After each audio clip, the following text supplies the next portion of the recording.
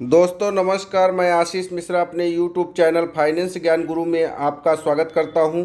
दोस्तों मैं पिछले वीडियो के आधार पे इस वीडियो में आपको आयुष्मान CAPF कार्ड के संबंधित कुछ प्रश्नोत्तरी हैं उनको बताना चाहता हूं। पहला है कि आयुष्मान CAPF कार्ड योजना क्या है। तो आयुष्मान CAPF एक अभिसरण योजना है जिसे आयुष्मान भारत के PMIT प्लेटफॉर्म पर लागू किया जा रहा है। यह योजना सभी 7 CAPF में जो कार्यरत कर्मी हैं उनके आश्रित परिवारों को कैशलेस सुविधा प्रदान की जाएगी। दूसरा है कि CAPF कार्ड कब लॉन्च किया गया था। तो यह 23 जनवरी 2021 को असम में लागू किया गया था और आज यह पूरे देश में लागू किया जा रहा है। इस योजना का लाभ किसे मिल सकता है। तो जो भी 7 पैरामिलिट्री फोर्सेस हैं उनमें काम कर रहे हैं, सेवारत कर्मचारी हैं, उनके आश्रित हैं, जैसे कि असम राइफल, सीमा सुरक्षा बल, CRPF, CISF, BSF, ITBP, इनमें जो भी बल सदस्य अभी तक तैनात है, वर्तमान में जो सेवारत हैं, उन लोगों को इसमें सुविधा प्रदान की गई है। साथ ही जो भी उनके पारिवारिक जन हैं, जो चूँकि इन लोगों की तैनाती बॉर्डर एरिया में रहती है, तो इनको अपने घर के नज़दीक इनके पारिवारिक जनों को यह सुविधा प्रदान की गई है ताकि वह अच्छा से अच्छा इलाज करवा सके। तो यह इस क्वेश्चन का आंसर है। और इसके बाद जो चौथा क्वेश्चन है कि मुझे अपना आयुष्मान CAPF कार्ड कहाँ से मिल सकता है। तो दोस्तों मैं इस बात को बताना चाहता हूँ कि जो भी इसके संबंधित लाभार्थी हैं उनका सबका नॉमिनेशन अभी तक आपके कंपनी द्वारा आप कर दिया गया है। जितने भी CAPF कंपनियां हैं वो उनके द्वारा इसको उसमें जो भी सूचनाएं मांगी गई थी आपके द्वारा उसमें शामिल कर दी गई हैं और उसके आपके कंपनी द्वारा ही आपको यह कार्ड मिल जाएगा। और साथ ही आपके जो भी आश्रित बल जो भी सदस्य हैं उनको भी यह कार्ड दिया जाएगा। अब दूसरा क्वेश्चन है कि पैनल में शामिल अस्पतालों में कार्ड प्राप्त करने के लिए मुझे कौन से दस्तावेज प्रस्तुत करने होंगे। अगर आप पैनल में शामिल अस्पताल में जाते हैं और वहाँ पे कार्ड प्राप्त करना चाहते हैं तो वहाँ पे आपको अपना खुद का सर्विस ID कार्ड, इसके बाद आधार कार्ड लेकर जाना पड़ेगा ताकि आपको वहाँ पे कार्ड प्राप्त हो सके। मैं अपना आयुष्मान CAPF कार्ड कैसे सक्रिय करवा सकता हूँ। तो जो भी पैनल हॉस्पिटल है, सरकारी हॉस्पिटल है, वहाँ जाकर के इसको सक्रिय करवाया जा सकता है। यदि आयुष्मान CAPF कार्ड कार्ड पर विवरण जैसे नाम, जन्मतिथि आदि गलत है तो यह हमको कैसे ठीक करा सकते हैं। इस तरह के विवरण को ठीक कराने के लिए आपको अपने संबंधित बल में नामित अधिकारियों से संपर्क करना होगा, यानी कि आपको ऑफिस में जाना होगा। यदि मेरा बल या राज्य बदल जाता है तो मुझे आयुष्मान CAPF कार्ड की आवश्यकता है। हाँ, आयुष्मान CAPF कार्ड वही रहेगा भले आपका बल बदल जाए। लाभार्थी डेटाबेस में नवजात शिशु या नवविवाहित जीवन साथी को जोड़ने की क्या प्रक्रिया है। तो परिवार के सदस्यों को संबंधित बल सदस्य द्वारा लाभार्थी डेटाबेस में जोड़ा जाएगा और उसको ये दिखाया जाएगा कि भाई उसके आश्रित है। लाभार्थियों को संबंधित बलों में संपर्क करने की आवश्यकता है, मतलब कि आप अपने ऑफिस में सूचित करें। क्या मैं चिकित्सा उपचार प्राप्त करने के लिए आयुष्मान CAPF कार्ड का उपयोग कर सकता हूं। हाँ बिल्कुल, यह आप इसको सक्रिय कराइए हॉस्पिटल में जाके और इसके बाद लाभ उठा सकते हैं। क्या देश भर में सभी CAPF कर्मचारियों लाभ उठा सकते हैं। हाँ, जो वर्तमान में यहाँ पे कार्यरत हैं वह 21 दिसंबर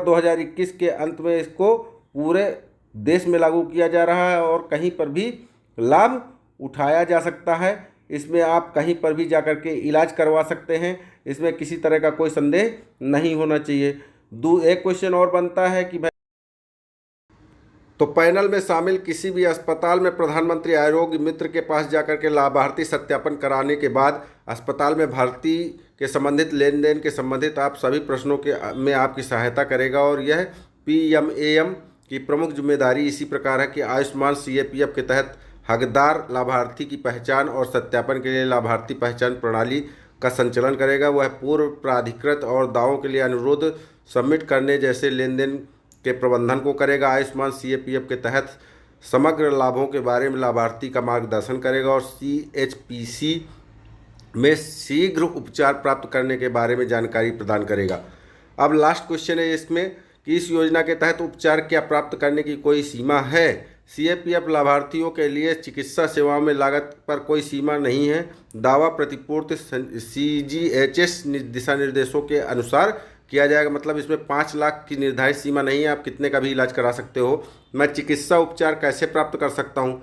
तो इसके लिए आपको CAPF या सरकारी स्वामित्व वाली सुविधाओं में जहाँ भी आपका है, या फिर कोई भी ऐसे हॉस्पिटल है जो सरकारी हॉस्पिटल है या फिर प्राइवेट पैनल हॉस्पिटल है, वहाँ पे आपको जाना पड़ेगा। और इसके बाद आप अपना आई कार्ड खुद का लेकर के जाएंगे और और आपका जो ये CAPF कार्ड है इसको लेकर के जाएंगे, आयुष्मान कार्ड। और साथ में आपको आधार कार्ड भी लेकर जाना पड़ेगा। वहाँ जा कर के आप हॉस्पिटल में आप ये दस्तावेज देंगे। इसके बाद आप वहाँ पे लाभ उठा सकते हैं। सपोज दैट आप कहीं बीमार पड़ गए, आपको जो मान लो पैनल में हॉस्पिटल नहीं, वहाँ पर भी इलाज कराते हैं, तो जो भी पैसा आप वहाँ खर्च करते हैं बाद में उसको आप अपने ऑनलाइन उसके लिए जो है प्रतिपूर्ति दावा कर सकते हैं। इस योजना के तहत उपचार प्राप्त करने की कोई सीमा है तो कोई नहीं, अभी सीमा इसकी कोई नहीं बनाई गई। आप कितने का भी उपचार करा सकते हैं। क्या मैं चिकित्सा सेवाओं के लिए गैर सूचीबद्ध अस्पतालों में जा सकता हूँ? हाँ, जा सकते हो, बट आपातकालीन सर्टिफिकेट के साथ आपको बाद में उसका दावा पेश करना पड़ेगा कि भाई आप किन परिस्थितियों में थे, ताकि आप जो है इसमें सूचीबद्ध हॉस्पिटल में ना जा कर के आपको जो है अपने नज़दीकी हॉस्पिटल में किन परिस्थितियों के आधार पर जाना पड़ा था, उसका आपको जो है लिखित रूप में डॉक्टर से लेना पड़ेगा वो पर्ची, तभी आपकी प्रतिपूर्ति दावा लागू होगी। इसके बाद है कि आयुष्मान CAPF योजना के तहत कौन कौन सी सेवाएं शामिल हैं। तो इसमें आप जानते हैं कि जो पब्लिक हॉस्पिटल है जैसे MHA या CAPF ओन्ड फैसिलिटी हॉस्पिटल में है तो रेफ़र अभी इसमें रेफ़र करने की कोई ज़रूरत नहीं है।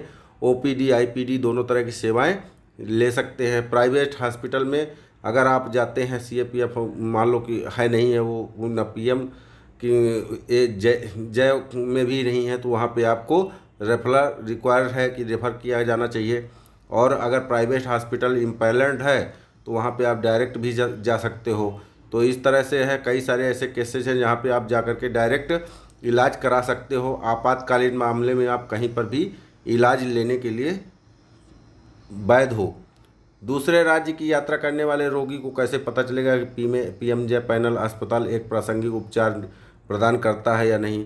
तो आपको टोल फ्री नंबर दिया गया है 14588 पर कॉल कर सकते हैं और सूचीबद्ध जो भी हॉस्पिटल है वहाँ पे आसपास उनके बारे में आपको पता हो जाएगा कौन सा हॉस्पिटल है। क्या अस्पताल में भर्ती होने के खर्च कवर किया जाता है? हाँ, अस्पताल में भर्ती होने के बाद के खर्च CGHS दिशा निर्देशों के अनुसार कवर किया जाएगा। मैं शिकायत कैसे कर सकता हूँ?